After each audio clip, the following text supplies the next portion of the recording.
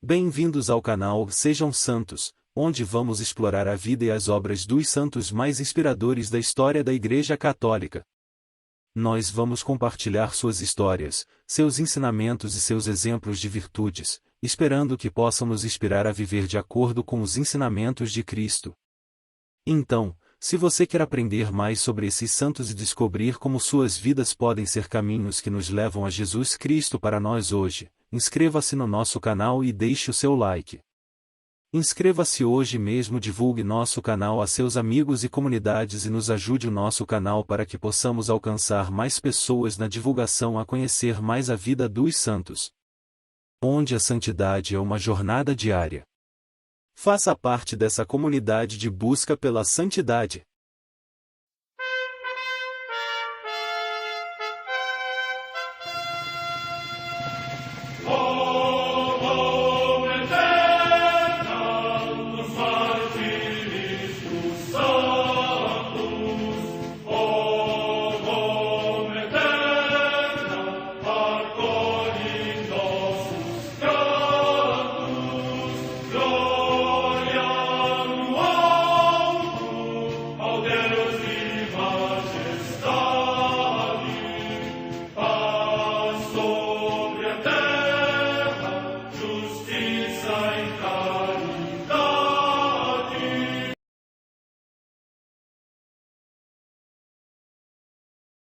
Ler a vida dos santos desperta em nós o desejo de seguir a Cristo.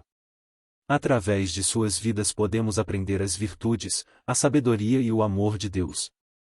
Cada santo nos oferece um modelo de vida a ser imitado, como diz São Paulo na carta aos Hebreus, capítulo 12, versículo 1. Estamos rodeados por uma nuvem de testemunhas. A Igreja foi fundada por nosso Senhor Jesus Cristo não apenas como uma instituição, mas uma autêntica família. Os santos mártires, confessores, doutores, as virgens, os santos pastores e todos os demais santos são realmente nossos irmãos que nos precederam no caminho da fé e já estão no céu, para onde também iremos nós, pela graça de Deus. Portanto, sede santos, assim como vosso Pai Celeste é santo. Mateus capítulo 5, versículo 48.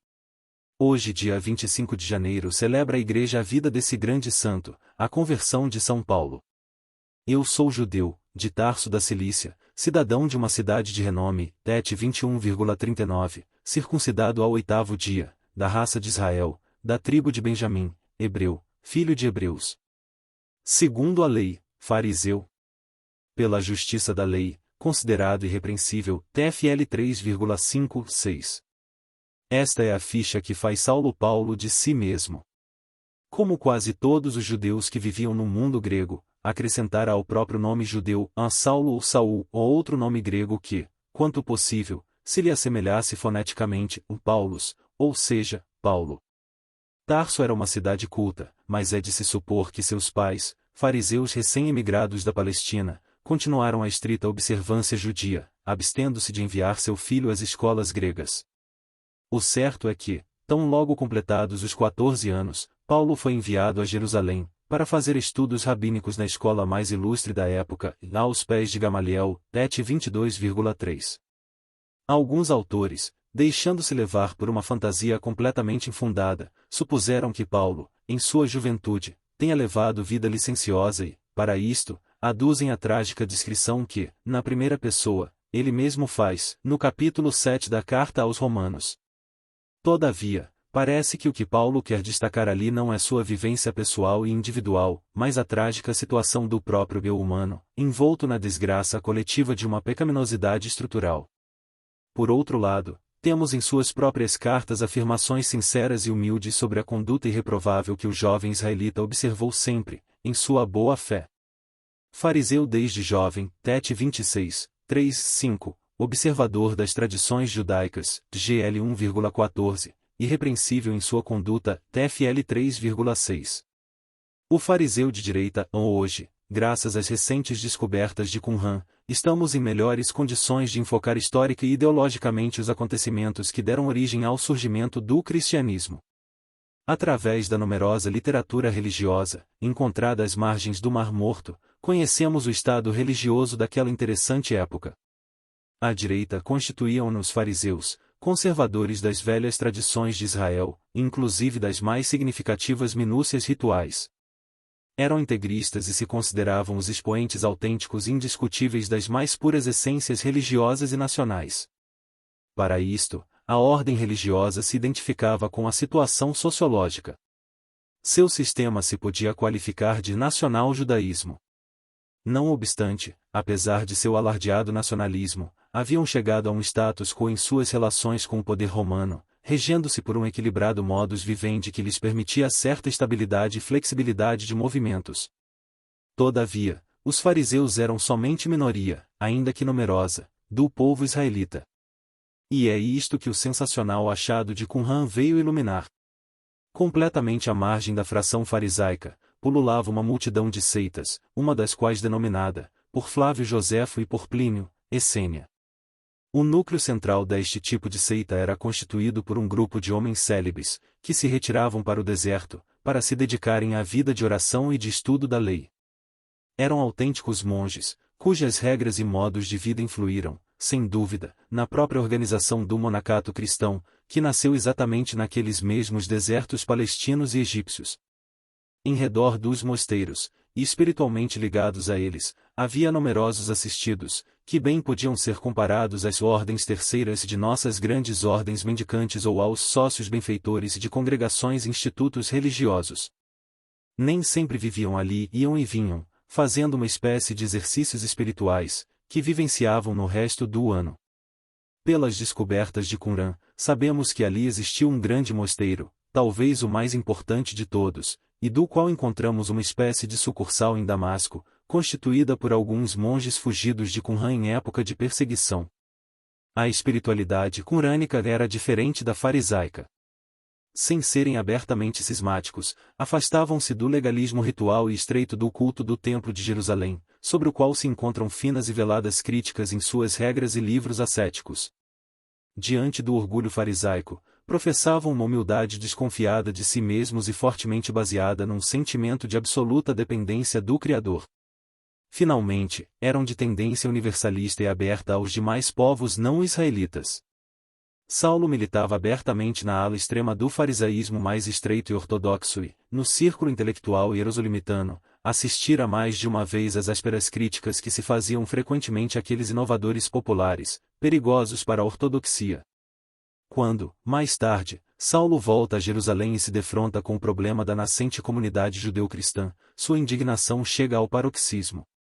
Exatamente os judeu-cristãos, que, de algum modo, coincidiam com os que Lucas denominava helenistas, et 6,1, foram os que diretamente se converteram em alvo de suas iras. Seu chefe era o jovem levita Estevão. O discurso do protomártir, que Lucas nos refere, et 7, 2,53, é farto das ideias centrais do qumranismo, sublimadas e superadas numa esplêndida e originalíssima versão cristã. Decididamente, Estevão era um elemento demasiado perigoso e, nas reuniões conciliares da direita farisaica, chegou a tomar a decisão de que a própria sobrevivência de Israel estava gravemente ameaçada e que, por conseguinte, era preciso eliminar, pela violência, quem assim minava sua própria existência. Definitivamente, Estevão foi apedrejado e única pena que as autoridades nacionalistas podiam infligir, quando se tratava de um caso declarado de blasfêmia. Durante a macabra execução, os apedrejadores, para ficarem mais livres, puseram suas vestes aos pés de um jovem chamado Saulo, et 7, 58. O próprio Paulo orava, mais tarde: Senhor, enquanto era derramado o sangue de tua testemunha. Estevão, eu estava presente, de acordo com eles, e guardava as vestes daqueles que o matavam, et 22,20. Saulo se converteu na peça-chave da primeira perseguição à igreja nascente, persegui de morte esta doutrina, acorrentando e encarcerando homens e mulheres, et 22,4.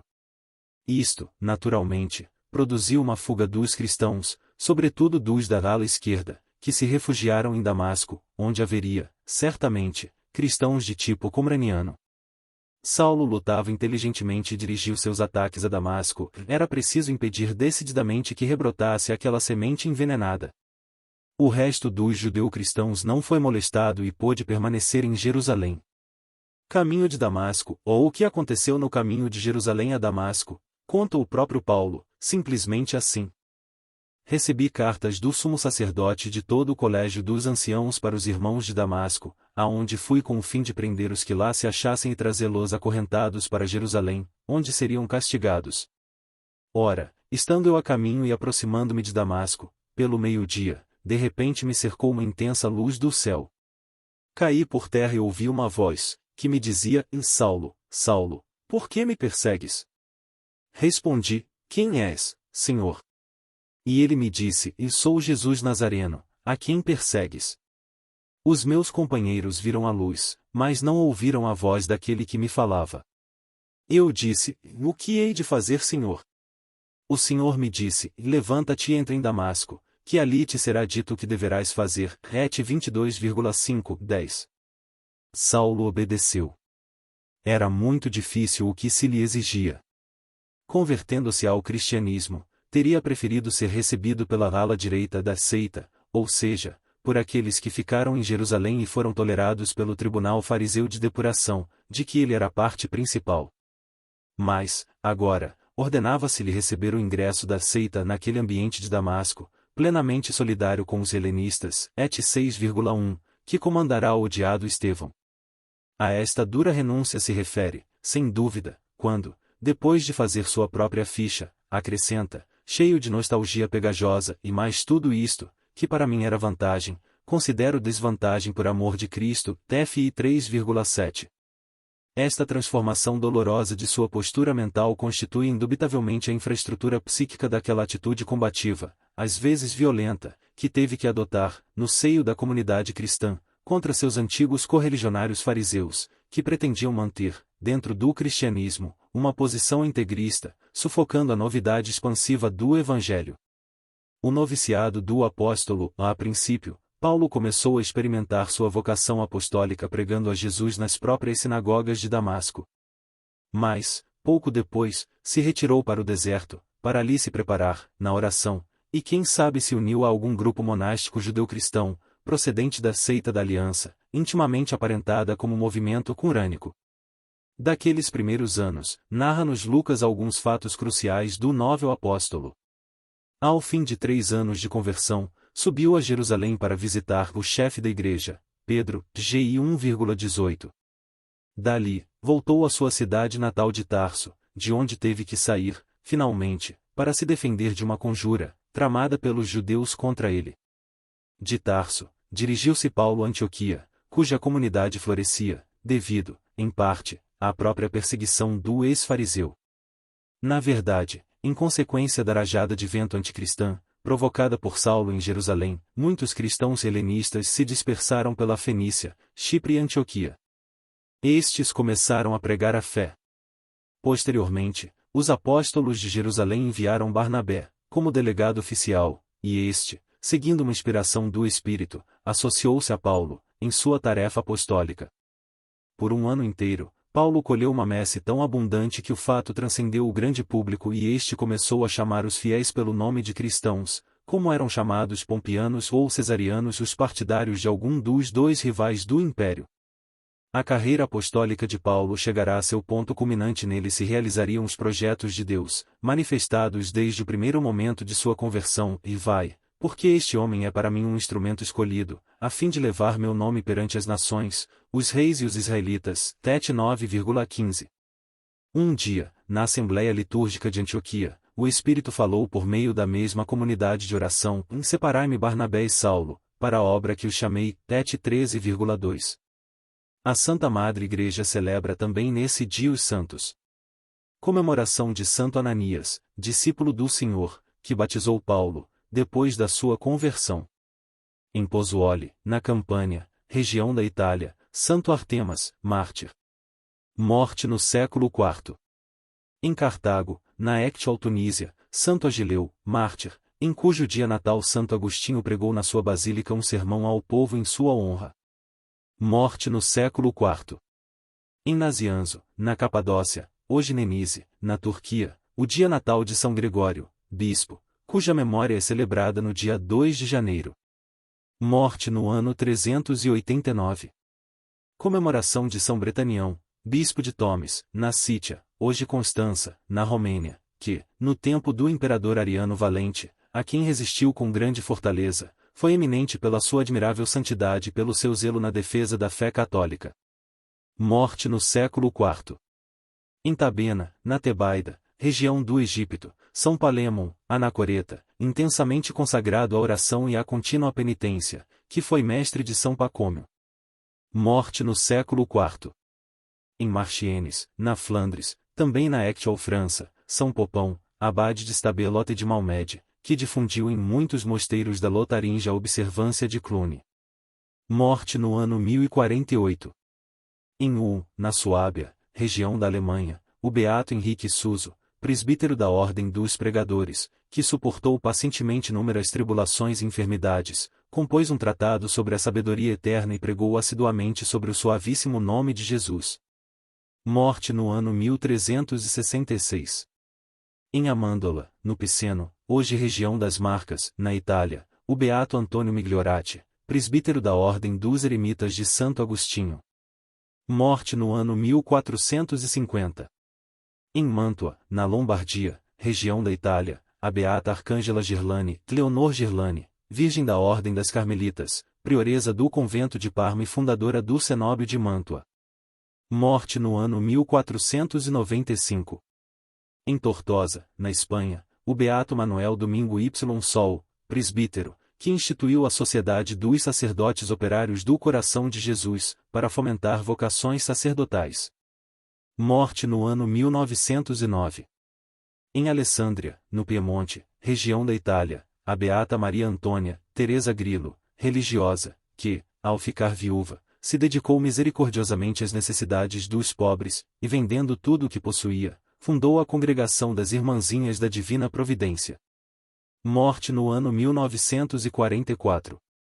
No campo de concentração de Dachau, perto de Munique, cidade da Baviera, na Alemanha, o beato Antonius Viadek, presbítero e mártir, que, em tempo de guerra, por defender a fé perante os sequazes de doutrinas hostis a toda a dignidade humana e cristã, recebeu a coroa imperecível de glória. Morte no ano 1945. Em Arvena, na Aquitânia, hoje Clermont-Ferrand, na França, os santos Preste, bispo, e Amarino, homem de Deus, ambos mortos às mãos dos notáveis da cidade.